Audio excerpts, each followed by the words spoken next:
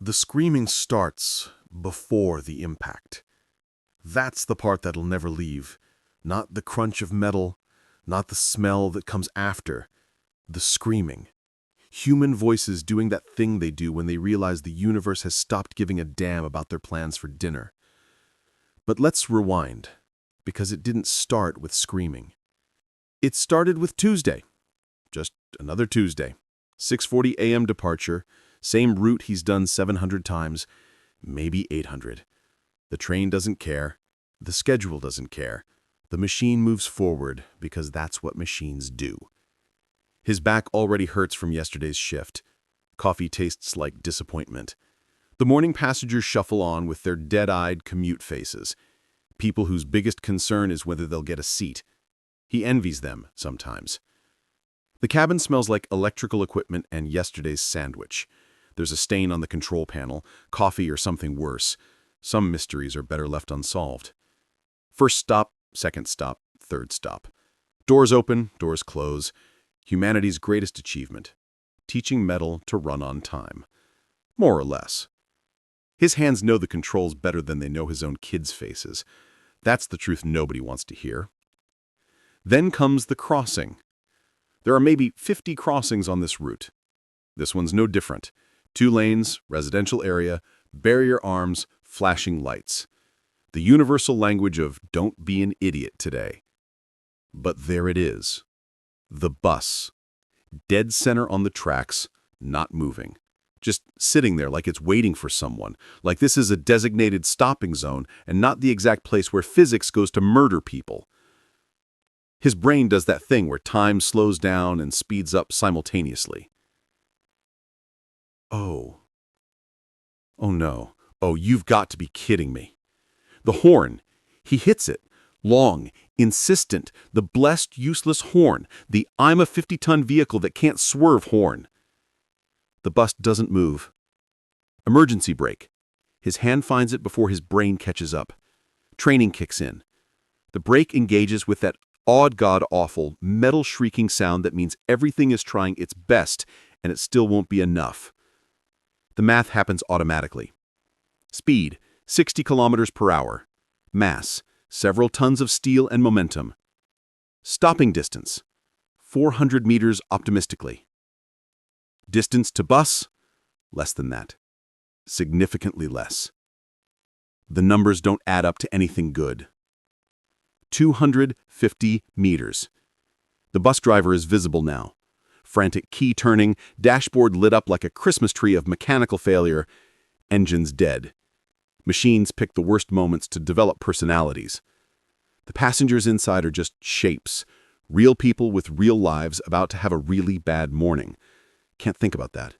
Gotta focus on the brake, on doing everything humanly possible, even when everything humanly possible isn't enough. 200 meters. His foot's trying to push the brake pedal through the floor, through the earth. The whole cabin's shaking. It's like asking a bullet to reconsider mid-flight. 150 meters. The bus driver is out. Finally. Running. Good. Save yourself. No. Wait. He's not running away. He's running back, toward the bus, arms waving, trying to get people out. Too slow. Everything is too slow. 100 meters. Part of my brain splits off. Watching from the outside. Taking notes for a report he'll never want to write. This is really happening. This is actually happening. 75 meters. Some passengers are out. 4, 5. The bus driver's pulling someone through the door. An old woman moving like her bones forgot how urgency works. 50 meters. The ones still inside have realized that look, the, oh, this is how it ends look. Some climbing over seats, some frozen. The human response to catastrophe, half fight, half flight, half denial. That's 3 halves. Math stops working when you're about to kill people. 25 meters. The bus driver's still pulling people out. Heroic and stupid and completely futile. You can't empty a bus in 3 seconds. 10 meters. The horn's still going. His throat's raw from screaming something, curse words, prayers, just sound because silence feels worse. 5 meters. The universe holds its breath, and then it exhales in metal and fire.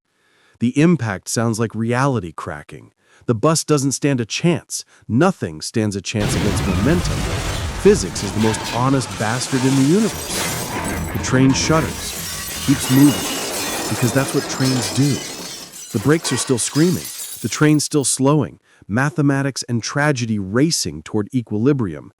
And then the screaming, the human screaming, the ones who got out, the ones who didn't, the sounds people make when metal meets flesh and flesh loses decisively. When the train finally stops, finally stops, the silence is worse than the sound. He sits there, hands still on the brake, still pressing, like if he presses hard enough, he can break through time itself. The radio's screaming now, voices asking for status, asking what happened, questions that all have the same answer. Everything went wrong, and nothing could stop it. His hands are shaking, or maybe the whole world is. Behind him, chaos, people screaming, crying, praying. In front of him, through the window, he doesn't look, can't look. The smell comes next. That's the part they don't tell you about in training. Electrical fire and burning rubber and something else, something organic, something that used to be people going about their Tuesday. The bus driver's out there, on his knees, hands on his head, screaming.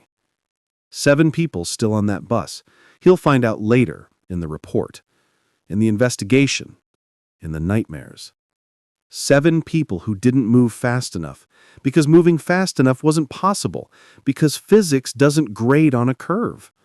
Emergency services will come, after, when coming matters less than it should. He should get out, do something. But nothing works except his brain replaying every second, looking for a moment where different choices would have mattered. There isn't one. That's the knife in the gut. There was no moment, no decision point, just a bus on tracks and a train that couldn't stop, and time moved exactly as fast as it always does. The horn's finally silent. The screaming isn't. It's just Tuesday, except now it's the Tuesday where he learned that doing everything right still isn't enough when someone else does everything wrong. The radio's still asking for status. He picks it up. His voice sounds like someone else's, someone older, someone tired. Collision at the crossing, multiple casualties. Send everything. Everything, as if anything would be enough. Outside, the world continues. The sun's still rising. The universe is remarkably unconcerned with tragedy at the individual level. Inside, he sits, shaking, waiting for someone to tell him what to do next. But there is no next.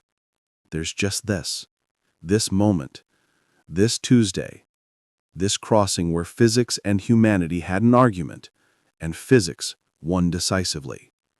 The screaming is quieter now. That's somehow worse.